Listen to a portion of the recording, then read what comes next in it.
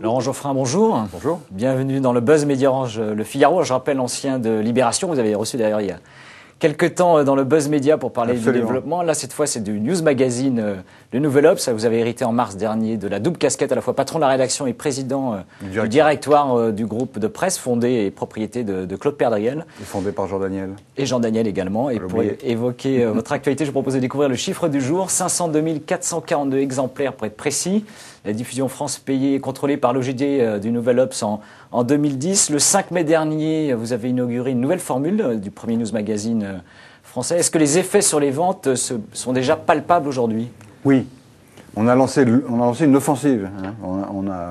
Claude Perdriel a décidé d'investir, donc on a augmenté la pagination, on a réduit les délais de bouclage, on a embauché des gens, et puis on a modifié aussi la formule de notre web. Ça fait donc 2 mois maintenant, c'est assez significatif quand même, sur 2 mois.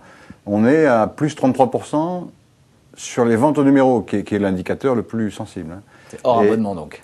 Hors abonnement. Et si on annule l'effet DSK, parce que ça va jouer quand même, on est à plus 25. Donc c'est un gros chiffre. En général, donc il y a une adhésion réelle à la nouvelle formule, au-delà de vous parliez de l'actualité qui a été plutôt dense aussi. Oui, mais justement, si on élimine la plus grosse qui était DSK, on reste à plus 25. Et sur les sujets magazines qui ne sont pas liés directement à l'actualité, on fait aussi des bons scores. Donc l'accueil est bon, il n'y a aucun doute, et l'offensive a marché, jusqu'ici. Alors on se projette plutôt dans une allée d'élection présidentielle. Est-ce que ça peut être également un accélérateur des ventes pour un titre comme le Nouvel Obs? Bien sûr, parce qu'on nous disait toujours, vous êtes un journal de gauche très sympathique, gentil, un peu nuancé, etc. Et puis les méchants disaient, c'est la gauche molle. Donc on a dit, la gauche molle se rebiffe. Et donc, on a mis la gomme, et tout le monde s'est mobilisé, et ça marche bien, et l'actualité va forcément nous servir, puisque on est un journal indépendant, on ne va pas être, comment dire, à la remorque de telle ou telle faction ou candidat, mais on jouera notre rôle civique. Quand vous dites plus offensif, c'est-à-dire que vous allez durcir le ton, des unes plus percutantes, plus agressives, entre guillemets? Agressive, non, mais c'est plus réactif. On fait du magazine sur l'actualité, c'est-à-dire que les journalistes se mobilisent dans l'heure, immédiatement, et on cherche à approfondir, à faire comprendre ce qui se passe chaque semaine. Et puis, on a beaucoup on a augmenté le nombre des rubriques, il y a 2 dossiers maintenant chaque semaine, au lieu d'un. Il y avait 2 pages de téléphone rouge, on appelle ça téléphone rouge, c'est confidentiel en fait. Et il y en a 8 maintenant. Donc il y a plus de choses. Et globalement, on prend plus d'angles. C'est pas une question seulement politique, c'est une question journalistique. On prend plus d'angles, plus aigus, plus polémiques, dans le sens où la société française a besoin de discussions un peu musclées de temps en temps, sur tous les sujets, pas seulement sur la présidentielle. Et donc on tient compte de ça. On est plus vif et plus dynamique, je dirais. Alors depuis que vous êtes arrivé également, le Nouvel Obs est devenu bimédia. Vous avez procédé à un rapprochement à la fois des rédactions print et web. J'ai dit c'est la même chose maintenant. C'est-à-dire que l'Observateur et le site de l'Observateur, c'est pareil. C'est pas 2 choses différentes. Est-ce qu'aujourd'hui, la fonction du magazine, du news magazine, doit encore évoluer davantage par rapport à ce qu'est l'information au fil de l'eau qui est sur le site? Il doit y avoir plus d'enquêtes approfondies et plus d'écriture. Et plus d'explications, de cryptage et de mise en perspective, quoi. Il s'agit de donner un sens à la profusion incroyable d'informations qu'il y a aujourd'hui. Donc on est à chaud sur le net, et ensuite on prolonge. Ce sont parfois les mêmes journalistes, souvent même, qui font le news immédiat, et puis son approfondissement dans le print, comme on dit. Et vous avez dirigé également un quotidien, Libération d'ailleurs, par 2 fois. C'est plus facile d'évoluer avec le net sur un news magazine que sur un quotidien, ou d'une certaine manière on sait... C'est plus facile parce que les temps de travail sont plus différenciés. Et dans un quotidien, le journaliste, il a son papier à rendre à 6 heures. Si on lui demande 3 papiers pour le web en même temps, il plus complexe. C'est pas possible. Dans les hebdos, c'est plus simple. Il y a plus de souplesse dans l'organisation du temps de travail.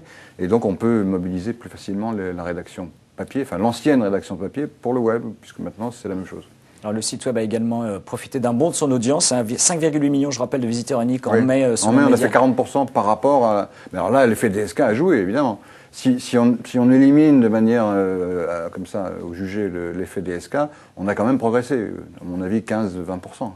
On va le voir pour les chiffres de juin qu'on n'a pas encore. Ce bond d'audience fait espérer d'une certaine manière une plus forte rentabilité, à terme, ce qui n'est oui. pas le cas aujourd'hui.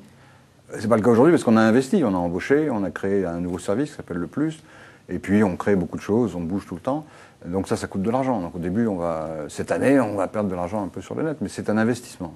Et on a un plan sur plusieurs années pour monter l'audience, ce qu'on a commencé à faire, et sur la base d'une audience plus forte, on aura des meilleures recettes. Voilà. Tout ça. Nathalie Colin, avec qui vous formiez un couple à la direction de Libération, va vous rejoindre dans quelques semaines comme coprésidente du groupe Nouvel Obs. Quand vous êtes parti, l'actionnaire Edouard Rothschild, actionnaire et président du conseil de surveillance de Libération, vous avez d'une certaine manière un peu, on va dire, secoué, montré du doigt sur la gestion. Vous lui répondez quoi? Je n'ai pas très bien compris, juste un peu baroque, parce que... Non, il a salué le travail éditorial, mais critiqué votre gestion, comme quoi la réforme n'était pas... Il a dit qu'on avait acheté la paix sociale, mais avec quel argent? On n'avait pas d'argent. Je n'ai pas acheté la paix sociale, j'ai fait un plan social de 80 personnes. Je ne peux pas dire qu'on achète la paix sociale quand on fait ça. Quand je suis arrivé, Libération était pratiquement en faillite.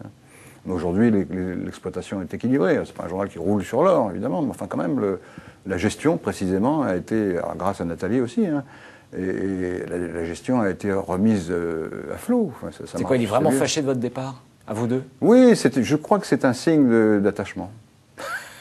Parce qu'on a bien fonctionné avec lui. Il est formidable, il a mis beaucoup d'argent et il a assuré l'indépendance du journal. Donc là, il était furieux, il a un caractère, Edouard. Donc je comprends ça, je ne lui en veux pas.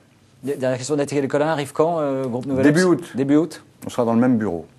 Eh bien alors Geoffrin, merci. Merci d'être venu dans le Buzz Média Orange Le Figaro et nous nous retrouvons dès demain avec un nouvel invité. Merci encore et très bonne journée. Merci. Thank you.